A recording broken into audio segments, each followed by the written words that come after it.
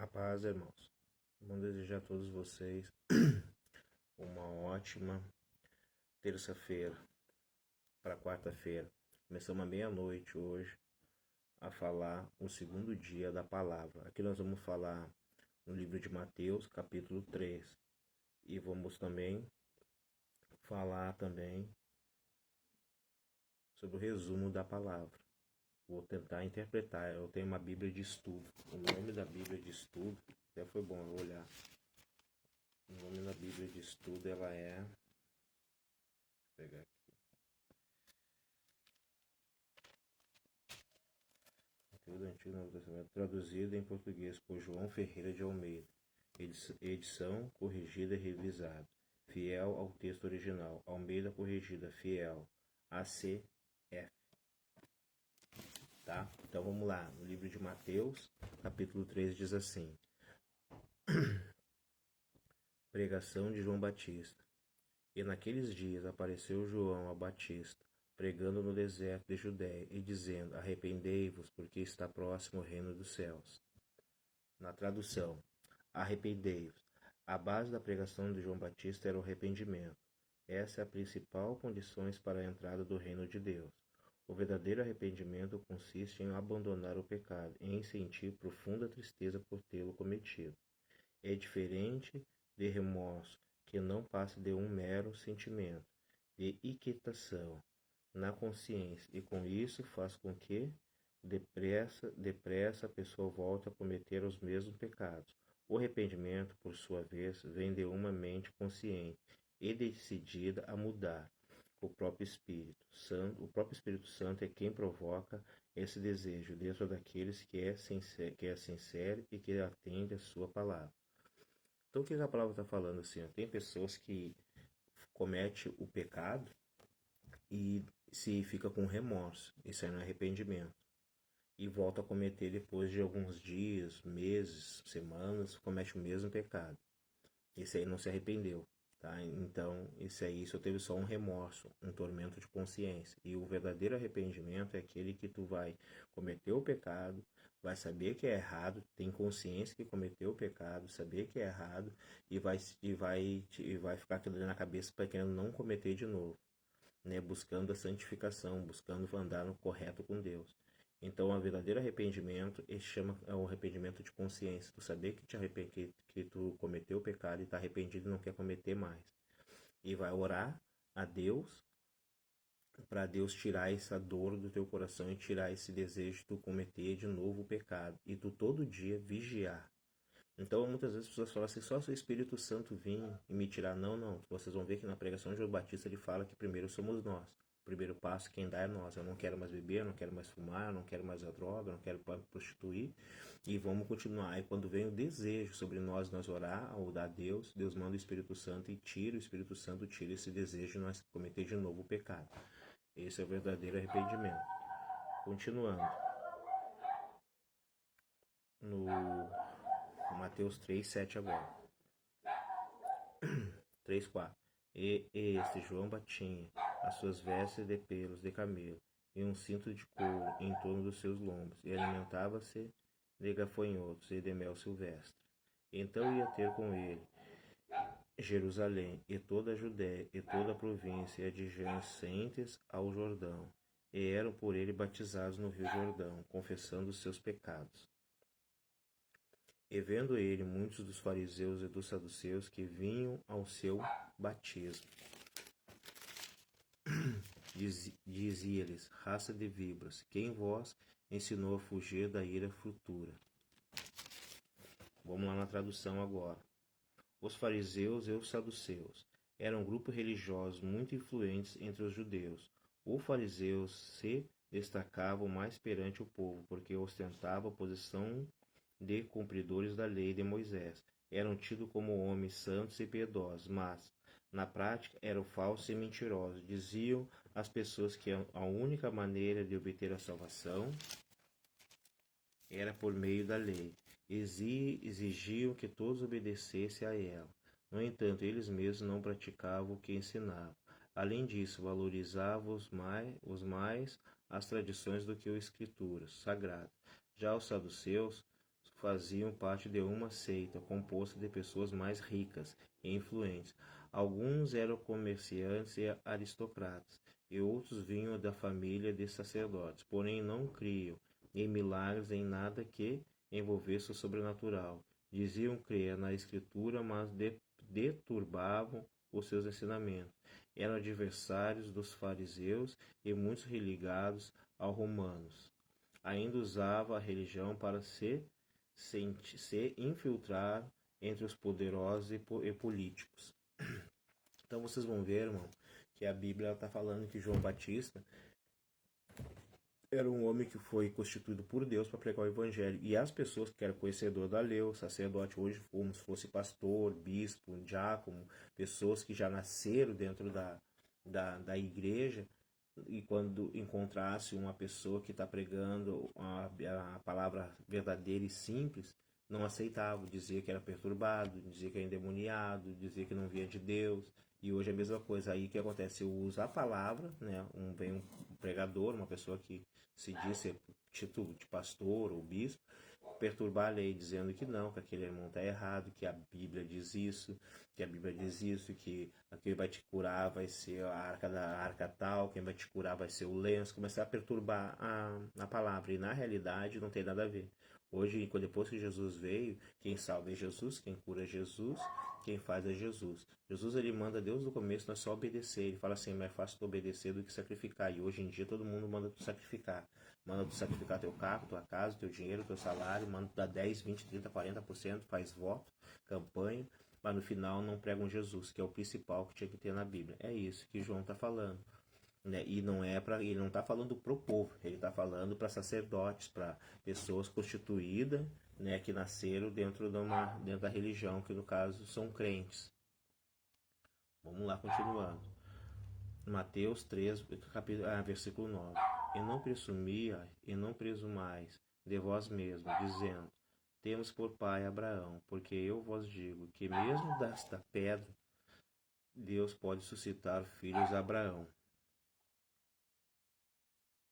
E também agora está posto o machado à raiz das árvores. Toda ave, pois que não produz bom fruto, é cortada e lançada no fogo.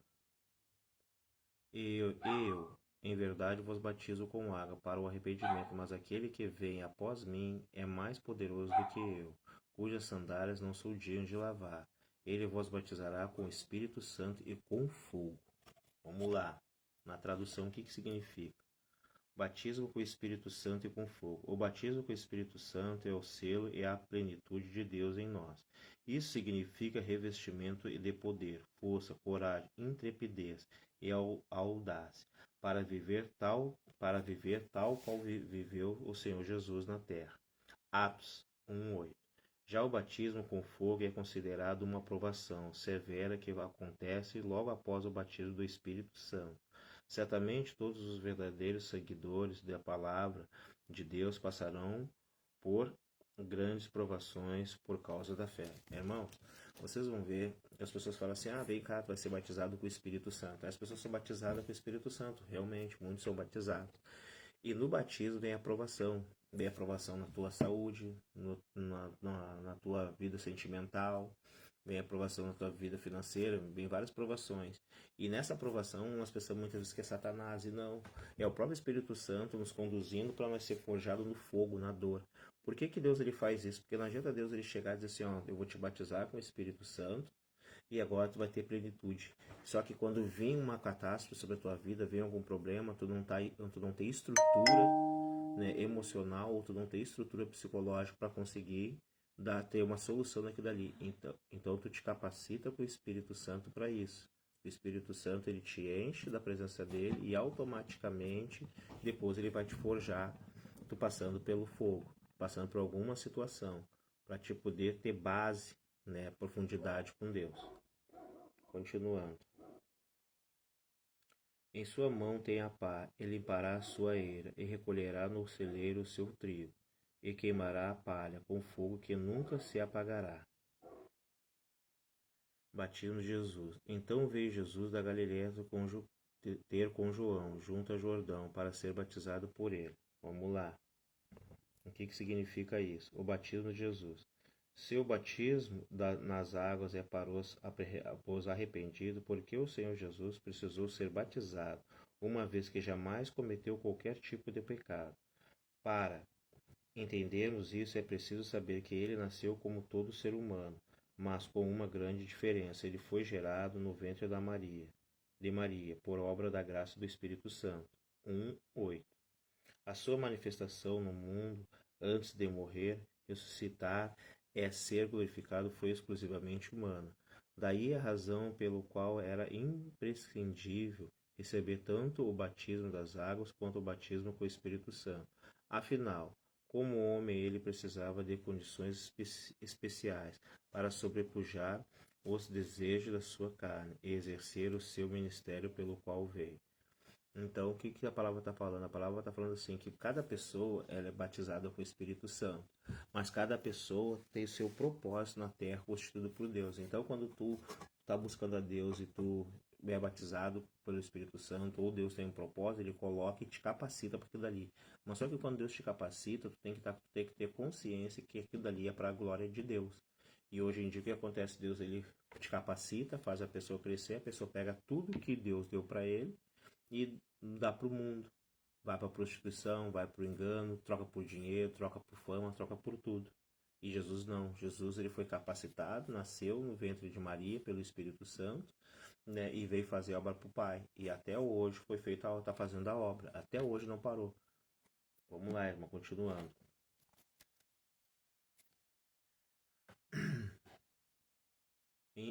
Mas Mateus 3, Mateus 3:14. Mas João opunha-se a ele, dizendo: Eu careço de ser batizado por ti. E vens tu a mim? Jesus, porém, respondendo, disse-lhes: Deixa por agora, porque assim nos convém cumprir toda a justiça. Então ele o permitiu. Então ele o permitiu.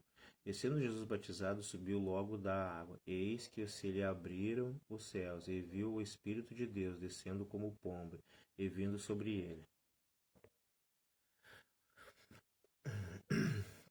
Vamos lá, irmão, na tradução. O Espírito de Deus desceu como pomba sobre Jesus. E, importante salientar que o Filho do Altíssimo veio a este mundo como homem, não como Deus. Portanto, para realizar as obras do Pai, e, sobretudo, para vencer as perseguições, a dor, o sofrimento e o pecado, ele precisava estar revestido de poder do Espírito Santo.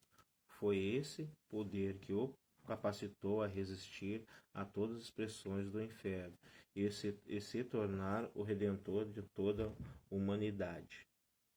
Irmão, vocês vão ver que tem pessoas hoje em dia que são capacitadas de aguentar certas dores pelo nome de Jesus, passar por certas situações, não porque ele é forte, não, irmão.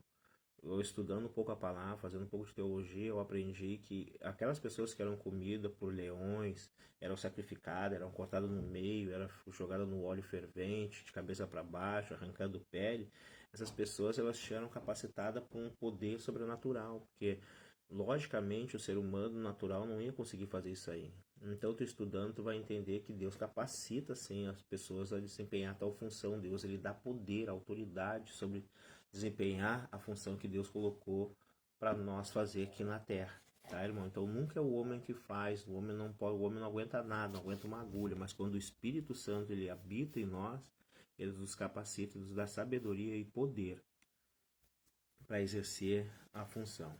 Vamos lá.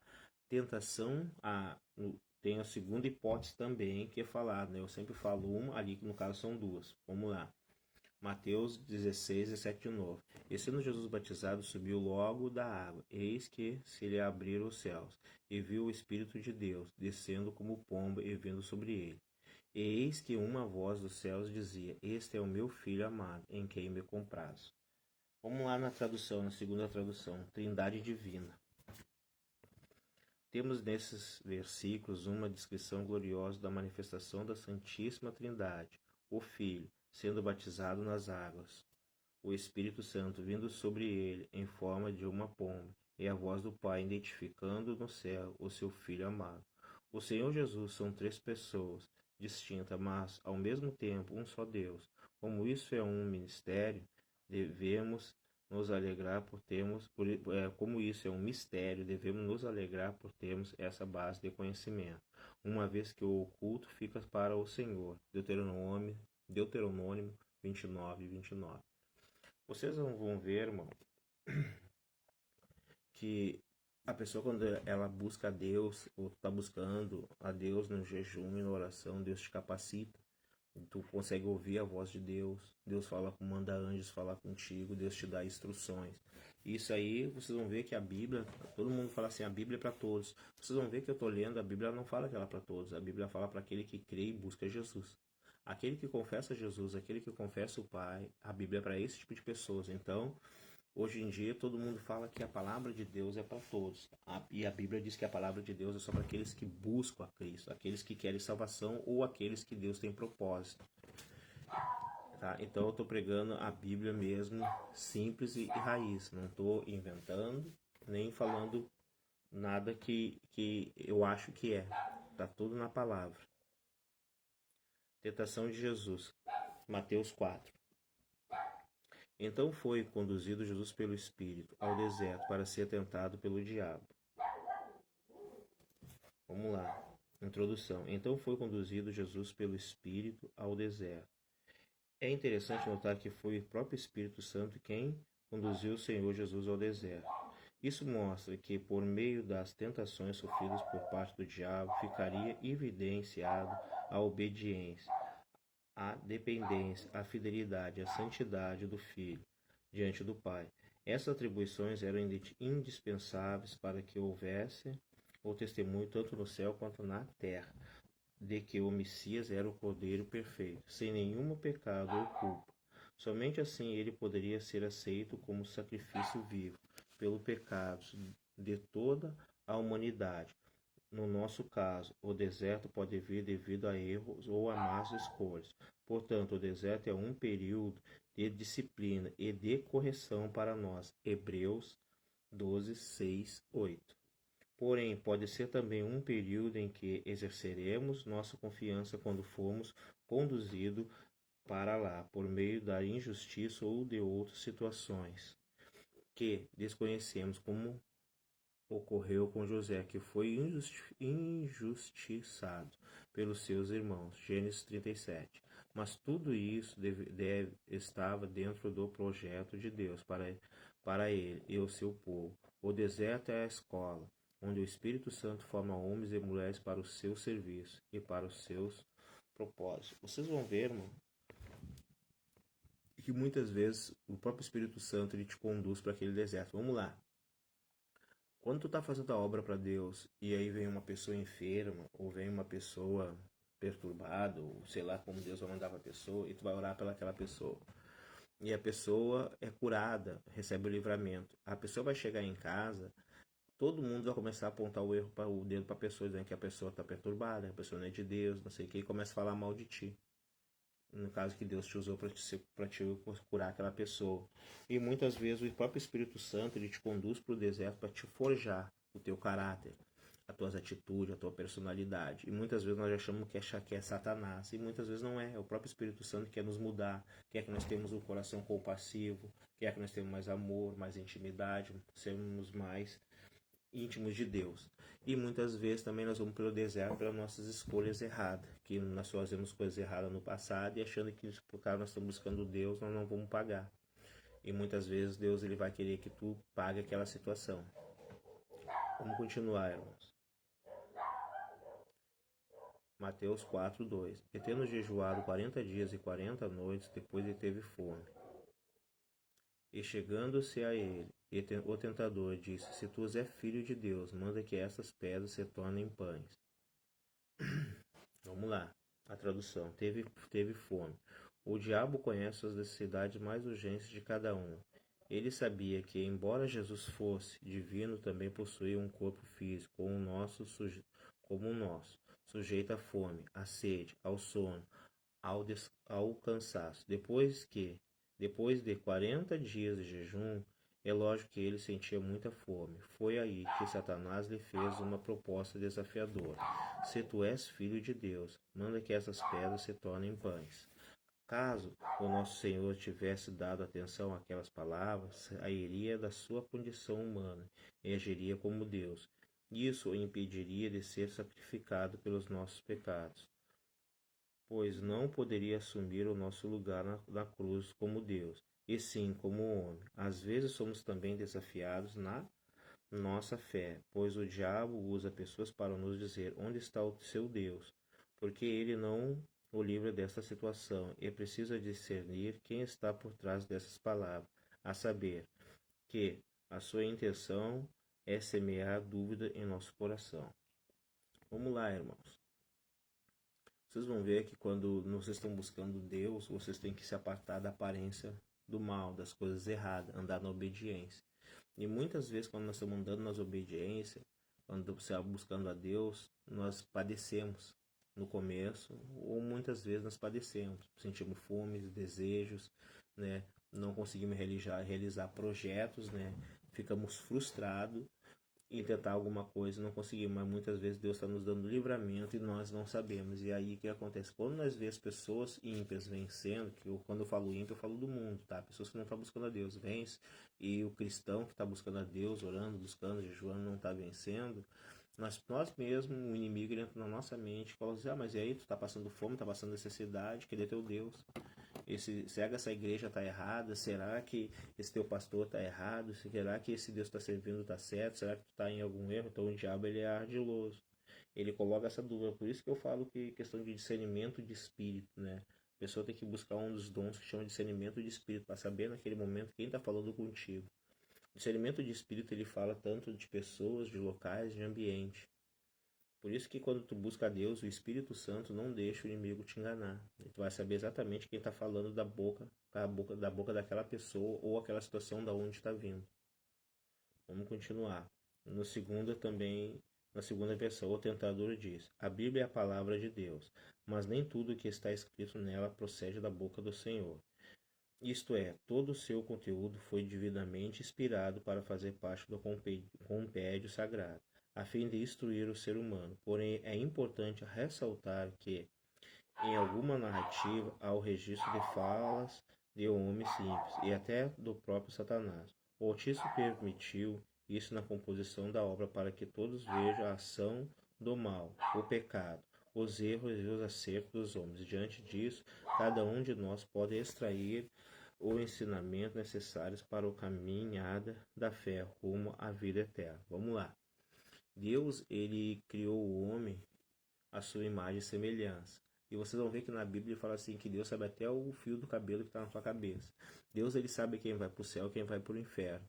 Deus, ele sabe tudo que vai acontecer na tua vida. O antes, no ato e o depois.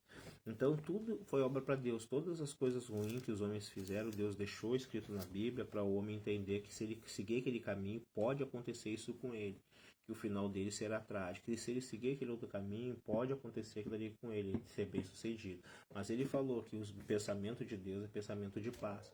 Então Deus, ele fala, se tu servir com obediência, tu andar nos meus caminhos, tu vai ter longevidade de vida. Ele vai te dar condições de tu exercer o que tu veio fazer na terra. Mas tu tem que ter discernimento para saber o que tu tá buscando com Deus. O que Deus quer falar contigo. Vamos lá, continuando. Aqui. 4. Ele, porém, respondendo, disse: está escrito, nem só de pão viverá o homem, mas de toda a palavra que sai da boca de Deus. Então o diabo o transportou à cidade santa e colocou sobre o pináculo do templo. Vocês vão ver que muitas vezes o diabo, ele não pega a pessoa e faz, principalmente quem é crente, ele não pega a pessoa e leva a pessoa para o mundo. Primeiro ele faz crescer dentro da igreja, a pessoa cresce, Deus usa a pessoa nos dons, no louvor, Deus dá autoridade para ele. O diabo sabe que dali pega a pessoa e bota a pessoa no desejo dela, porque o diabo conhece todos os desejos. Então ele pega, te leva no lugar mais alto dentro da congregação, que tu congrega, te destaca. E depois ele te oferece, tu quer o mundo, ser bem conhecido, ou tu quer buscar a Deus. E vocês vão ver que a versão, que significa essa versão que eu li para vocês. Vamos lá. Está escrito: ao ser desafiado pelo diabo, o Senhor Jesus não agiu pela emoção, mas confrontou-lhe e dizendo apenas com a palavra de Deus. Aí está a saída de todo qualquer problema que venha nos afligir. O deserto é o lugar onde travamos as maiores batalhas contra as forças do inferno e contra os nossos próprios sentimentos. Por isso, não basta apenas termos o conhecimento da Escritura. É preciso aplicá-la sempre, no momento certo, na necessidade, da necessidade. Assim custe o que custar, ele se cumprirá. Independentemente da circunstância, o Espírito Santo levou o nosso Senhor ao deserto, mas ali o fortaleceu para que resistisse firmemente à investida do maligno. Então vocês vão ver que primeiro é o Espírito Santo que te leva ao deserto, é o Espírito Santo que te conduz, é o Espírito Santo que te coloca no lugar, mas é o diabo que te oferece as coisas mundanas, o pecado, para te sair de Deus e viver o propósito de Satanás. E se tu buscar na palavra sabedoria, entendimento, prudência, né, e obediência a Deus, tu vai sempre entender que é Deus que está no comando da tua vida. Não vai ser o lugar que tu tá, ou a posição que tu tá, que vai fazer tu mudar, que vai fazer tu abandonar Deus, mas tu vai pegar tudo que Deus está te dando e vai exaltar o nome dele. Vamos continuar, irmãos. E disse-lhe: se tu és o filho de Deus, lança-te daqui para baixo, porque está escrito que aos seus anjos dará ordem a teu respeito, e tomar-te-ão nas mãos, para que nunca tropeces com teu pé em alguma pedra. Vamos lá, a tradução. Lança-te daqui para baixo. Além de ser um ardiloso estrategista, Satanás é muito atrevido e inescrupuloso, como Jesus usou a palavra de Deus para confrontá-lo.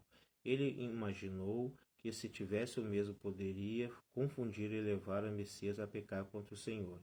Isso nos traz um grande alerta. Alguns se utilizam do versículo isolado das Escrituras com intenções e inspirações malignas, distorcendo o verdadeiro sentido de algumas passagens bíblicas para justificar suas crenças e aos atos errados que praticam. 2 Pedro 3,16.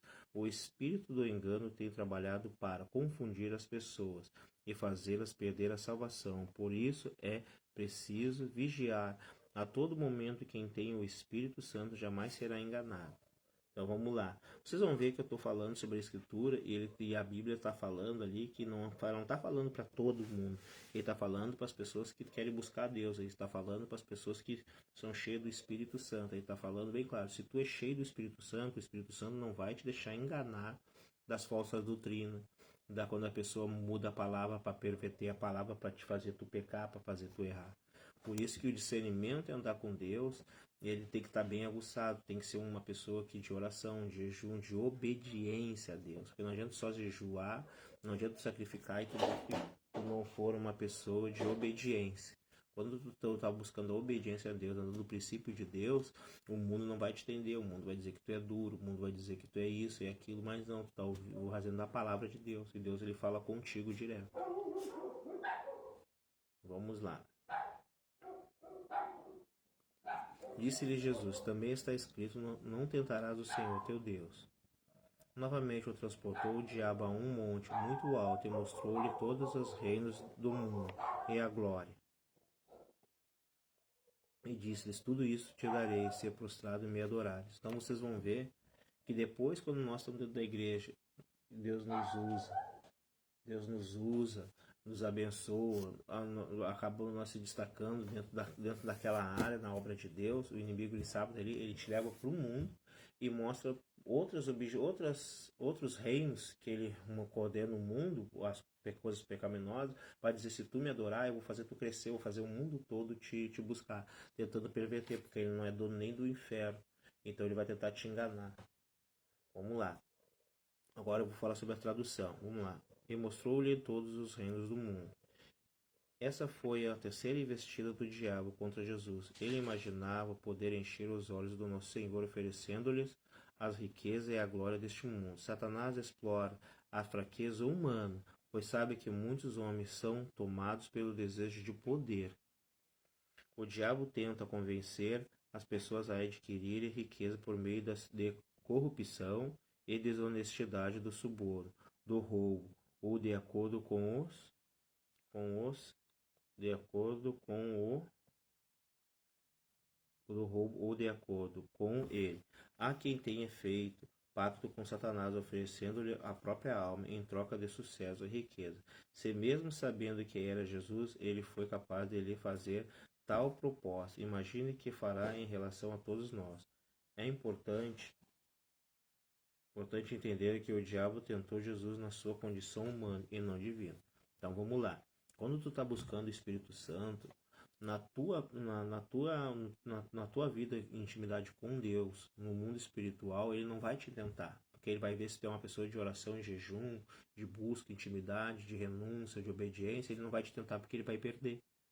Mas na tua condição humana, ele vai te tentar. Ele vai tentar trancar tua vida financeira, ele vai tentar trancar tua vida sentimental, ele vai te mostrar se tu tá bem, ele vai tentar te mostrar algo a mais para te poder pecar contra o teu casamento, contra a tua vida, contra qualquer coisa, vai tentar fazer para te destruir, mas tu tem que ter o que? Obediência a Deus. Vocês vão ver que Jesus ele mostrou obediência a Deus do começo ao fim. Ele não se portou com o que alguém falasse, não se portou se foi o apóstolo que andava com ele que falou, não se portou se era o rei, não se portou com nada, se portou que se cumprisse a palavra. E quando tu serve a Deus e tu te porta com o que Deus está falando, tu vai ver que tu não vai te importar com a opinião de ninguém. E hoje em dia, dentro da igreja, a igreja ela se importa muito com a opinião dos outros. E não prega a verdade, não prega sobre casamento, não prega sobre divórcio, não prega sobre infidelidade, não prega sobre obediência a Deus, não prega Jesus Cristo, prega um monte de coisa, menos isso. Por quê? Porque quer trazer o homem, mas não colocou Jesus dentro do centro da vida de cada um, dentro da igreja. Vamos lá. Mateus 4, 9, 10 e 11. E disse-lhe tudo, isto te darei, se prostrado me adorares. Então disse-lhe Jesus, vai-te, Satanás, porque está escrito, ao Senhor teu Deus adorarás, e só a ele servirá. Então o diabo o deixou, eis que chegaram os anjos e o serviram. Vamos trazer a tradução. Vai-te, Satanás. A resposta do Senhor Jesus foi rápida e direta. Ele é o Rei dos Reis, o Senhor dos Senhores. O seu reino não é deste mundo, e a sua glória está muito acima do que os nossos olhos podem ver. João 18:36. Adorarás a Deus e priorizá-lo acima de tudo. Isso foi evidenciado na vida do Senhor Jesus, que foi obediente ao Pai em todo o tempo até o fim. Ele sabia que era o Filho de Deus Altíssimo e que ele entregaria todo o poder dos céus e da terra. Jesus saiu vitorioso daquela batalha no deserto e preparado para exercer o seu ministério de cura, libertação e salvação, e de toda pessoa que nele crê. O Messias foi tentado em tudo, por isso pode socorrer os que são tentados. Hebreus 2:18. Vamos lá. Aqui, 2:18. Então vamos lá, irmãos. Vocês vão ver que Jesus, ele foi obediente ao Pai em tudo. E ele ganhou esses 3 ministérios, né? Da salvação, né? Da libertação, da tentação. Então, por isso que Jesus ele fala assim: vem, todos que estão carregados, vem a mim e eu aliviarei. O que ele está falando? Ele está falando que ele tem autoridade para tirar todo o pecado da tua vida, para tirar tudo que não presta da tua vida, tudo que Satanás ou nós mesmos que fizemos. Mas para isso existem condições. Ele está deixando bem claro: tem que ter obediência, tem que ter renúncia, tem que ter busca, santidade. Né, arrependimento da alma, não aquele arrependimento só pensa e volta a fazer, não, arrependimento mesmo. O que é o arrependimento da alma? É tu saber que tu pecou, mas tu vai ter desejo, vai controlar o teu desejo para não pecar de novo. E aí lá na frente o Espírito Santo vai te capacitando, vai te dando força para te resistindo e cada vez ficando mais forte, dizendo não ao errado, ao pecado e fazer a obra de Deus. Isso se chama uma fé sobrenatural, poder sobrenatural que tu vai adquirindo, tu treinando todo dia, buscando a Deus todo dia, meditação e obediência a Deus.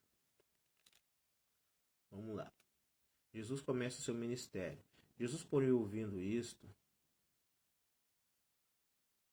que João estava preso, voltou para a Galiléia e, deixando Nazaré, foi habitar em Cafarnaum, cidade marítima dos confins do Zebulon, Naftali, para que se cumprisse o que foi dito pelo profeta Isaías, que diz: A terra de Zebulon e a terra de Naphtali, junto ao caminho do mar, além do Jordão, a Galiléia das nações. O povo que estava assentado em trevas viu uma grande luz, e aos que estavam assentados na região à sombra da morte, a luz raiou. Desde então começou Jesus a pregar e a dizer: Arrependei-vos, porque está próximo o reino de Deus, o reino dos céus. A vocação dos discípulos. E Jesus, andando junto ao mar da Galiléia, viu a dois irmãos, Simão, chamado Pedro, e André, seu irmão, que lançavam a rede ao mar, porque eram pescadores. Vamos lá, a tradução. Pescadores de homens. Pedro e André, Tiago e João deixaram logo suas redes e atenderam ao chamado do mestre. Não havia tempo a perder. Eles entenderam isso. Esse chamado para ganhar almas não se limitou ao apóstolo, mas é dirigido a todos que receberam a salvação por meio da fé.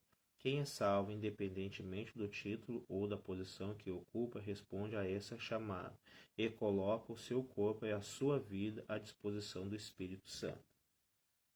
Então vocês vão ver que depois desse ministério, quando a tua vida com Deus ela cresce, quando a tua intimidade com Deus ela cresce, quando tu tá cheio do Espírito Santo, teu caráter muda, tu não vai ficar só para ti, tu vai querer ensinar as pessoas, tu vai querer ajudar as pessoas, tu vai ensinar a obediência a Deus, vai falar sobre Deus para elas, vai apresentar de Deus para as pessoas, e as pessoas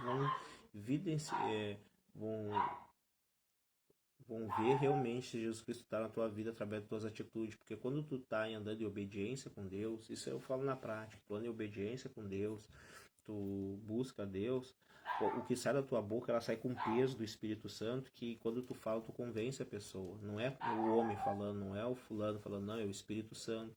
Porque tu tá buscando o Espírito Santo, que é aquela alma, o Espírito Santo, ele te dá uma autoridade, parece que a tua voz, ao que sai da tua boca, tem uma autoridade espiritual que nem tu sabe.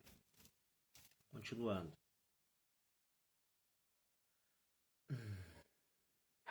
A vocação aqui, E Jesus, andando junto ao mar da Galiléia, veio a dois irmãos, Simão, chamado Pedro, e André, seu irmão, que lançavam a rede ao mar, porque eram pescadores, e disse-lhe: Vinde após mim, eu vos farei pescadores de homens. Então eles, deixando logo as redes, seguiram. E adiantando-se dali, viu outros dois irmãos, Tiago, filho de Zebedeu, e João, seu irmão, num barco com seu pai Zebedeu, consertando as redes. E chamou-os, eles, deixando imediatamente o barco e seu pai, seguiram-no. E percorria Jesus toda a Galiléia, ensinando nas suas sinagogas e pregando o evangelho do reino, e curando todas as enfermidades e molestias entre o povo.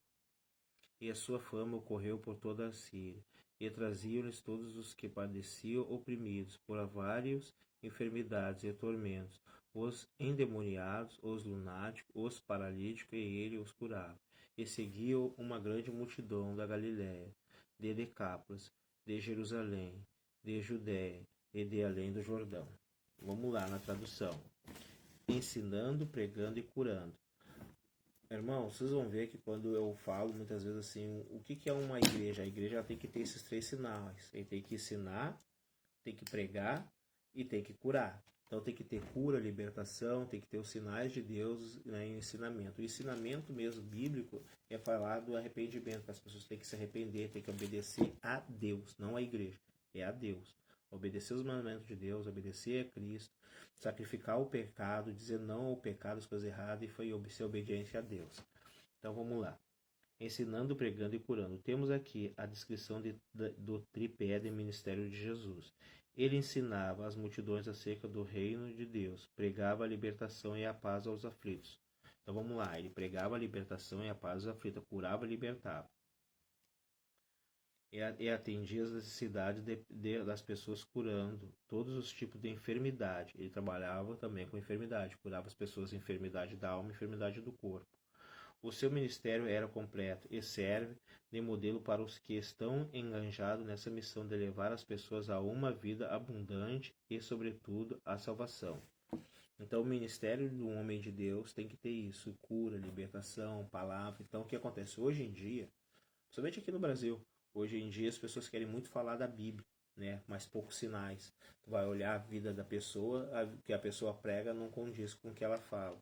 Não tem cura, não tem libertação, até tem medo de demônio, né?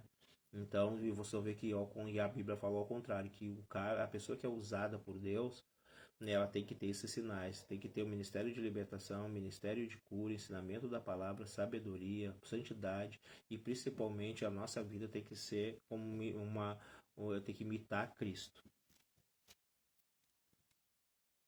Todos os tipos de enfermidade. O seu ministério era completo e serve de modelo para os que estão engajados nessa missão de levar as pessoas a uma vida abundante, sobretudo a salvação.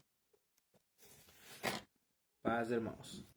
Que a paz esteja com todos vocês. Hoje nós falamos no livro de Mateus, capítulo 3 e 4.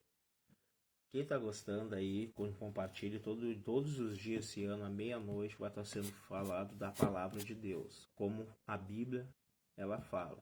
Vou falar da palavra e vou traduzir na tradução da Bíblia. Que é essa Bíblia que eu tenho, é uma Bíblia de estudo. Ela fala da palavra embaixo, o que significa os versículos. Então eu estou falando os versículos que significam, não sou eu, é tudo que está na Bíblia. Então nós observando isso aqui, Deus está falando, nós temos que andar com obediência a Deus. Nós temos que buscar intimidade, ser batizado no Espírito Santo, ser batizado com fogo.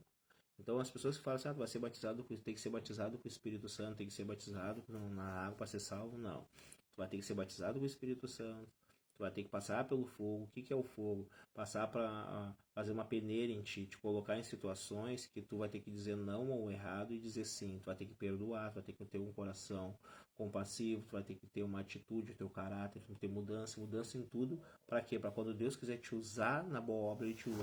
Como a Bíblia mesmo fala, diz o quê? Te apresentar como obreiro aprovado, que maneja bem a palavra, que não tem do que se vergonhar, para quando Deus quiser te usar, tu esteja preparado para boa obra. Então o que acontece? Ele está falando, tu vai ser forjado, tu vai ter sabedoria, entendimento, tu vai ser forjado o teu caráter, vai ser mudado, para quando eu tiver que te usar para alguma situação, tu esteja preparado para aquilo dali. Mas o preparo vem nosso, o levantar vem de Deus.